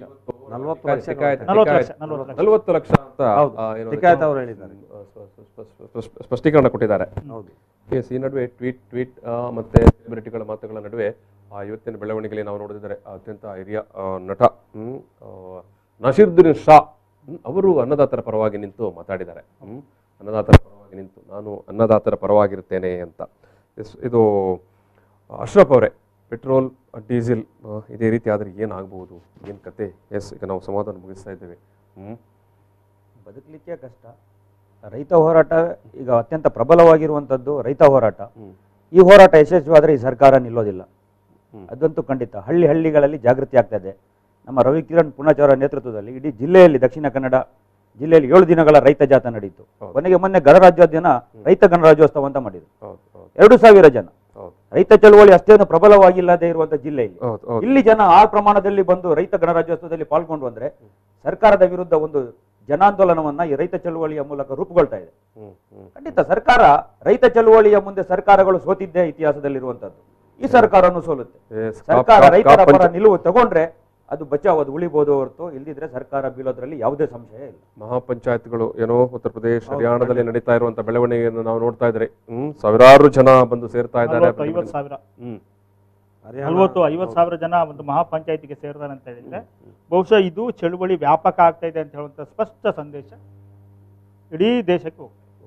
ಅಲ್ಲ, ಅವರು ಹೇಳ್ತಾ ಇದ್ರು ಅದೇನು ಕೇವಲ ಪಂಜಾಬ್ ಅಲ್ಲ. ಇವತ್ತು ನೋಡಿ, ಇವತ್ತು 3 ರಾಜ್ಯಗಳ ಮುಖ್ಯಮಂತ್ರಿಗಳಿಗೂ ಕೂಡ ಇವತ್ತು ಯೋಗಿ ಸರ್ಕಾರ ಆಗಿರ್ಬಹುದು, ಕಟ್ಟಾರ್ ಸರ್ಕಾರ ಆಗಿರ್ಬಹುದು, ಅವ್ರಿಗೂ ಕೂಡ ಇವತ್ತು ತುಂಬಾ ಹೆದರಿಕೆ ಆಗಿದೆ. ಯಾಕೆಂದ್ರೆ ಮಹಾಪಂಚಾಯತ್ ಅಲ್ಲಿ ಲಕ್ಷಾನುಗಟ್ಟಲೆ ರೈತರು ಇವತ್ತು ಸೇರ್ತಾ ಇದ್ದಾರೆ ಬಂದು.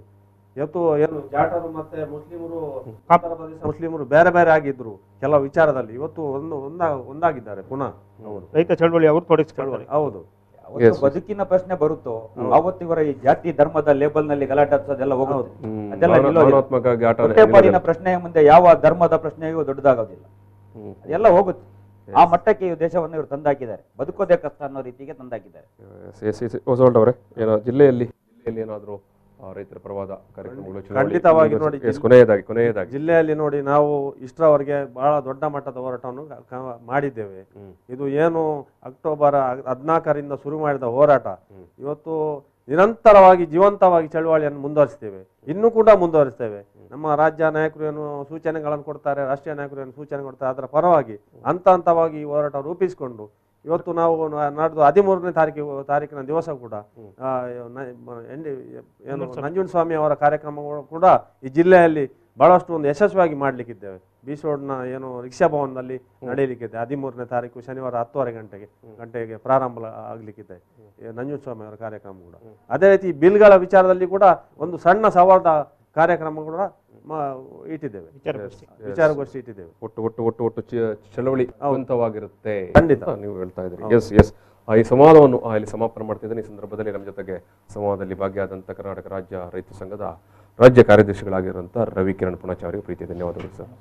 ಎಸ್ ಅದೇ ರೀತಿಯಾಗಿ ಡಿವೈಎಫ್ಐ ಸಂಘಟನೆ ಮತ್ತು ಸಾಮಾಜಿಕ ಮತ್ತು ಜನಪರ ಚಳವಳಿಯ ನೇತಾರರಾಗಿರುವಂಥ ಅಶ್ರಫ್ ಕೆಸಿ ರೋಡ್ ಇವರಿಗೆ ಕೂಡ ನಾನು ಪ್ರೀತಿಯ ಧನ್ಯವಾದ ಸಮರ್ಪಣೆ ಮಾಡ್ತಾ ಇದ್ದೇನೆ. ಎಸ್ ಅದೇ ರೀತಿ ಕರ್ನಾಟಕ ರಾಜ್ಯ ರೈತ ಸಂಘದ ದಕ್ಷಿಣ ಕನ್ನಡ ಜಿಲ್ಲಾ ಘಟಕದ ಅಧ್ಯಕ್ಷರಾಗಿರುವಂಥ ಓಸ್ವಾಲ್ಡ್ ಪ್ರಕಾಶ್ ಫೆರ್ನಾಂಡಿಸ್ ಅವರಿಗೆ ಕೂಡ ಪ್ರೀತಿಯ ಧನ್ಯವಾದಗಳು ಸರ್. ನಿಮ್ಮ ಚಾನೆಲ್ಗೆ ಜನಪರ ಚಳವಳಿಯ ಪರವಾಗಿ ಹಾರ್ದಿಕವಾದಂಥ ಅಭಿನಂದನೆಗಳನ್ನು ಸಲ್ಲಿಸಿ. ಎಸ್ ಮಾತಾಡಬೇಕು ಜನರ ಪರವಾಗಿ ಮಾತಾಡಬೇಕು ಅಷ್ಟೇ ನಮ್ಮ ಧರ್ಮ. ಎಸ್ ಸಂವಾದವನ್ನು ಇಲ್ಲಿಗೆ ಸಮಾಪನ ಮಾಡ್ತಾ ಇದ್ದೇನೆ. Thank you. ಪ್ರಚಲಿತ ಈ ಕಾರ್ಯಕ್ರಮದ ಪ್ರಾಯೋಜಕರು ರೋಹನ್ ಕಾರ್ಪೊರೇಷನ್, ಸಹ ಪ್ರಾಯೋಜಕರು father Muller's charitable trust, SDM college Ujire, VK furniture and electronics.